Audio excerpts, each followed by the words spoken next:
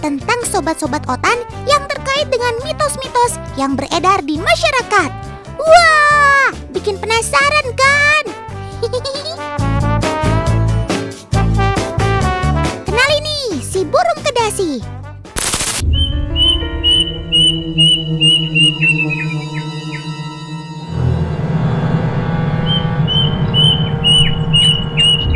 Di masyarakat Indonesia, suara kicauan burung kedasi yang terdengar sedih dan kadang menakutkan, ternyata sebagian masyarakat percaya suara ini penanda kabar kematian atau kesedihan loh teman. Seperti mitos gitu deh. Walaupun tidak bisa dibuktikan kebenarannya, mungkin kisah anakan kedasi yang sudah ditinggal induknya sejak masih telur bisa-bisa menjadi awal asal muasal mitosnya itu. Nyanyian kesedihan itu terdengar kemanapun dia pergi, hingga burungnya beranjak dewasa.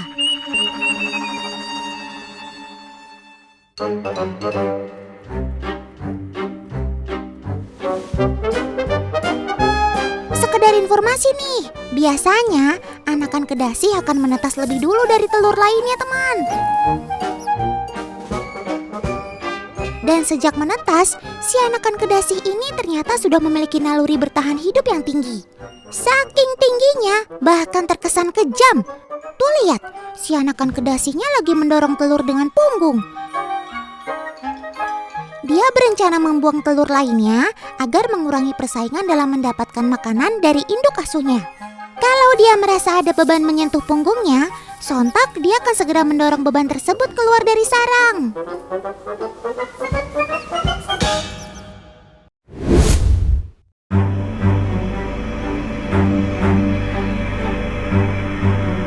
Paman yang ini mau kemana ya?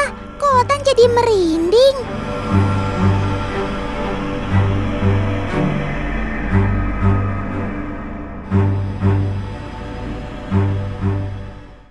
Ya, matur nuwun Le. Heeh, ngati-hati ya. Mari, Pak. Ya. Isi entuk amplop, entuk cemani, tak apusi, tak bongi. Wah, paman tadi dibohongi si Mbah Dukun tuh.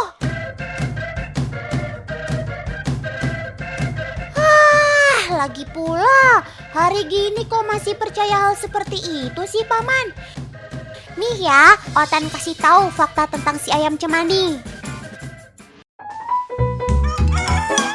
Ini dia sobat Otan yang gak jauh-jauh dari mitos. Dia adalah si hitam manis ayam cemani. Ayam cemani ini adalah ayam asli dari Indonesia loh. Tepatnya berasal dari Desa Keduh, Kabupaten Temanggung, Jawa Tengah. Dalam bahasa Sanskerta, cemani artinya adalah legam. Sehingga ayam cemani adalah ayam legam alias ayam hitam.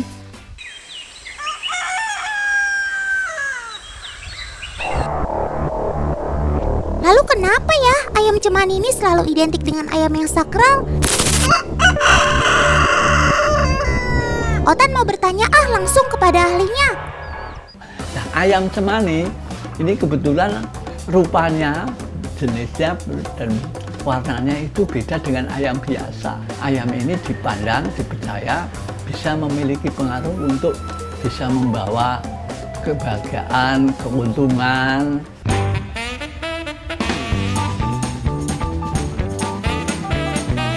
Nah teman, ayam cemani ini tidak memiliki kekuatan magis ya. Itu hanya kepercayaan saja yang telah terjadi secara turun-temurun sejak zaman dahulu kala.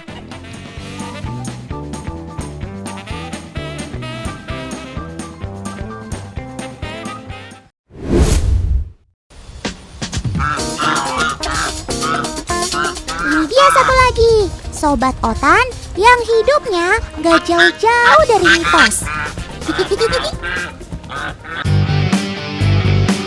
Ada mitos mengatakan bahwa ular takut dengan soang karena suaranya yang nyaring. Betul atau tidak ya? Untuk membuktikannya, Otan akan memanggil agen Otan. Apakah ular ini akan menjauh dan ketakutan mendengar suara soang? Silahkan dilepas ularnya, agen Otan.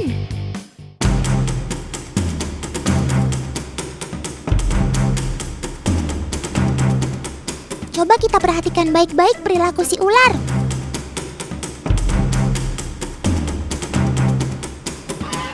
Ternyata ularnya santai aja, bahkan berjalan mendekati Soang.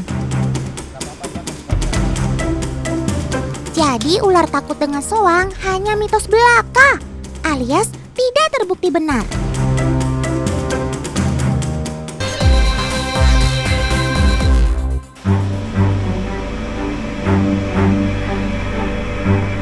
Duh, kalian ngapain sih ngumpul di sini semua? Ada buaya muara si reptil terbesar dan piton si ular terpanjang. Wah, kalau papasan bisa gawat nih.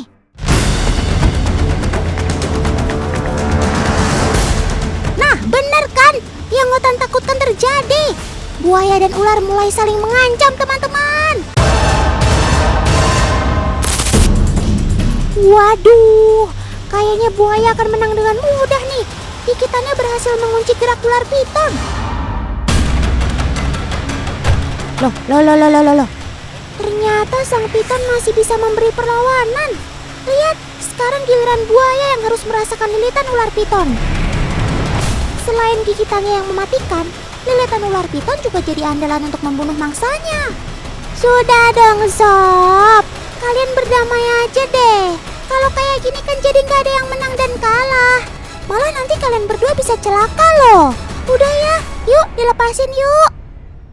Nah gitu dong, mengalah tuh tidak berarti kalah. Sekarang kalian bisa melanjutkan masing-masing. Otan jadi ikut lega nih. Weh, Kak Wijil mau mancing apa Kak? Masa mancingnya pakai bambu dan daging ayam segede-gede gini sih Kak? Ikannya sebesar apa coba? Buaya! Kak, nggak salah apa mau mancing buaya? Tapi kok beda ya sama buaya muara? Oh, ini kan buaya sinyulong atau dikenal juga dengan buaya sepit. Sobat Otan ini banyak ditemui di Pulau Kalimantan, Sumatera, dan Pulau Jawa teman. Oh, Kak Wijil dan Paman mau menguji kemampuan lompat buaya sinyulong ya? Ayo sob, tunjukkan kemampuanmu. Jangan malu-maluin buaya lainnya. Waleh, kok cuek banget sih? Coba kita turunin sedikit ya daging ayamnya. Ih, kok gak respon? Ayo dong sob, usaha sedikit kalau mau makan. Nah, baru mau deh. Kalau ketinggian segitu sih, Otan juga bisa. Kamu ini buaya palsu, jangan-jangan ya.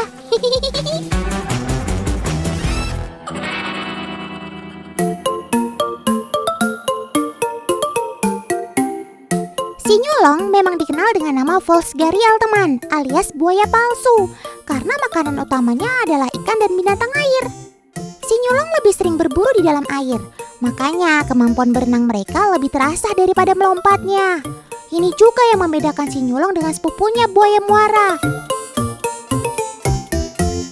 Karena terbiasa menyergap mangsanya, buaya muara dibekali kemampuan melompat yang menakjubkan. Bahkan seekor buaya muara mampu melompat tegak lurus hingga setinggi panjang tubuhnya. Kemampuan ini digunakan untuk menyergap mangsanya yang berada di pinggir sungai atau di ranting pohon. Dengan ekornya yang kuat, ia mendorong tubuhnya untuk keluar dari air. Saat melompat, tubuh buaya akan bergerak untuk mendapatkan daya dorong yang maksimal. Kermaks, keren maksimal.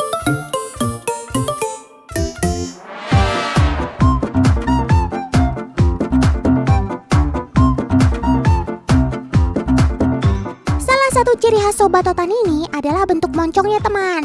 Coba perhatikan deh, sinyulong memiliki bentuk moncong yang lebih ramping dan panjang. Bentuk moncong seperti ini akan membantu ketika berburu di dalam air. Karena ramping dan panjang, sinyulong tidak akan kesulitan menyelam dan bermanuver. Cakep!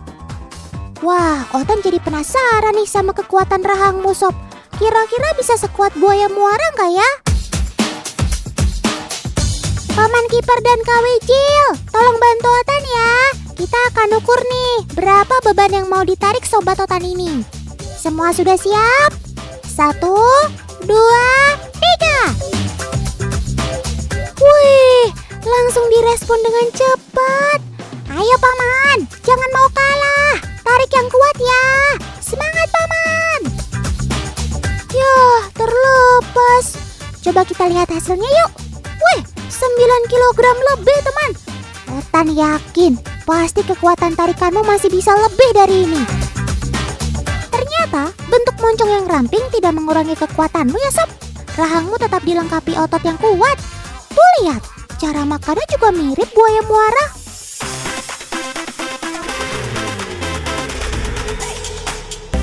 Sekarang kita uji lagi yuk sensitivitas dari mulut buaya sinyolong ini. Kira-kira bagaimana respon mereka jika ada benda yang tidak memiliki bobot masuk ke dalam mulutnya? Yuk Kawijil, kita coba benda pertama, tisu. Pelan-pelan ya, jangan sampai ketahuan si buaya bocil ini nih. Wih, nggak ada respon teman. Ternyata tisu tidak memiliki cukup bobot untuk direspon si buaya kecil ini. Coba sekarang kita coba tambahkan deh tisunya, biar lebih berbobot dan lebih besar. Coba kita lihat, apa yang terjadi? Dan... ya, kok kamu tetap nggak bereaksi sih Sob? Meskipun berukuran besar, tisu belum mempunyai bobot yang cukup untuk membuat buaya merespon. Ternyata kamu nggak asal gigit ya Sob? Kalau bukan mangsa atau ancaman, pasti dicuekin deh.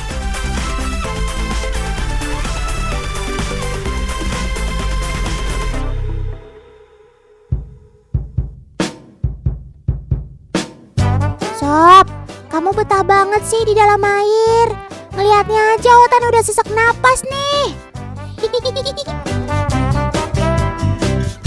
Seperti jenis buaya lain, buaya sinyulong juga mampu menyelam di dalam air dalam waktu yang cukup lama. Bahkan bisa mencapai 1 jam lebih loh.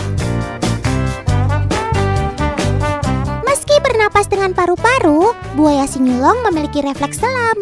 Ketika di dalam air, metabolisme tubuh buaya akan menurun. Tubuh buaya akan rileks sehingga menghemat oksigen dalam tubuh. Saking rileksnya, jantung buaya hanya akan berdetak setiap 40 detik sekali. Wih, kermaks kamu Sob. Keren maksimal. Sedangkan untuk bagian hidung, buaya sinyulong memiliki katup palatal. Katup ini berfungsi untuk mencegah air masuk ketika berada di dalam air teman. Posisi hidung Sobat Otan ini juga berada di atas moncongnya. Hal ini dapat membantu buaya sinyulong bernapas ketika naik ke permukaan air.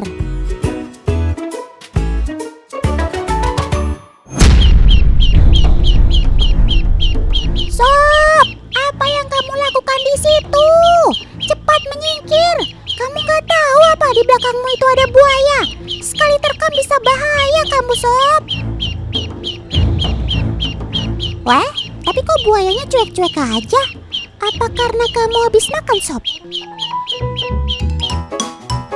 Tuh lihat, bebeknya sampai naik-naik punggung tetap aja dicuekin.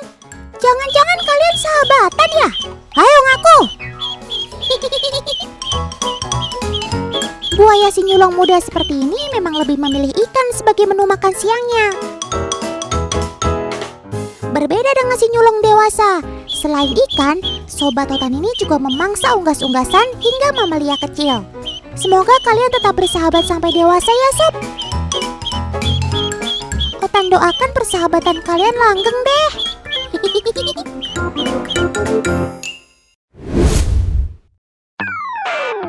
Teman, siap-siap ya, kali ini Otan mau bahas sang predator laut. Wah, ayo panik nggak? Di film-film Hollywood, hiu selalu digambarkan sebagai ikan paling mematikan. Padahal ada juga kok hiu yang tidak agresif. Sekarang ada juga loh hiu terbesar yang masih hidup. Bahkan dia menjadi ikan terbesar di dunia. Yaps, dia adalah hiu paus atau whale shark. Loh, kok hiu paus? Jadi dia hiu atau paus? Ini ikan hiu kok teman. Tapi karena ukurannya yang gede banget dan cara makannya yang mirip paus, jadi deh namanya hiu paus. Ukuran tubuh si hiu bongsor ini mencapai 12 meter dengan bobot sekitar 20 ton. Berbeda dengan hiu kebanyakan, pergerakan hiu paus cenderung lambat. Hiu paus juga tidak menunjukkan sifat agresif saat didekati. Bahkan, teman-teman bisa loh berenang bareng sobat totan ini. Wah, mulutnya bisa terbuka lebar banget. Pantas saja ia bisa menghisap air sebanyak 600.000 liter selama 1 jam. Cakep. Kalau tadi kita bahas ikan hiu yang berukuran besar, gak lengkap kalau kita nggak bahas hiu yang berukuran kecil. Ini dia teman, walking shark. Hiu dengan ukuran mini ini termasuk dalam genus Hemicillium dan hidup nokturnal di dasar perairan. Hiu ini dapat dijumpai pada kedalaman 2 hingga 15 meter. Sebenarnya ada 12 jenis walking shark teman. Nah, yang berada di Raja Ampat ini adalah jenis Tesselt. Seperti julukannya nih, walking shark atau hiu berjalan, tidak menggunakan siripnya untuk berenang. Hewan unik ini malah merangkak di dasar perairan. Karena tidak dapat berenang jauh, kebanyakan sobat totan ini menjadi hewan endemik di suatu daerah. Fakta unik berikutnya adalah hiu bisa mendeteksi bunyi dengan frekuensi rendah atau di bawah 20 Hz. Paman-paman ini cukup menggosok botol ini. Bunyi yang dihasilkan saat botol digosok merupakan suara dengan frekuensi rendah alias infrasonik. Tuh! Hore! Berhasil! Tubuh hiu dipenuhi oleh sel saraf yang berfungsi sebagai radar teman. Oleh karena itulah, ia dapat mendeteksi suara berfrekuensi rendah dari jarak 500 meter hingga 1,6 km. Pada dasarnya, hiu tidak akan menyerang jika tidak merasa terancam, teman. Tapi jangan coba-coba juga untuk mendekati hiu yang sedang berenang. Karena bisa saja mereka menyerang jika penasaran dengan pergerakan manusia. Fakta lainnya adalah tentang sang hiu pembunuh bernama Megalodon yang pernah hidup sekitar 23 juta tahun lalu. Hiu ini sangatlah besar. Tidak hanya tubuhnya saja yang besar, teman. Giginya pun gak kalah besar. Panjang gigi hiu raksasa ini mencapai 18 cm. Bak torpedo, Megalodon berenang sangat cepat, yakni 22 km per jam. Dengan deretan fakta tersebut, pantas saja jika hiu purba ini dijuluki sebagai predator terbesar dan terkuat yang pernah hidup di lautan. Meski sudah dinyatakan punah jutaan tahun lalu, Megalodon ternyata pernah ditemukan di perairan New South Wales pada tahun 1918, teman.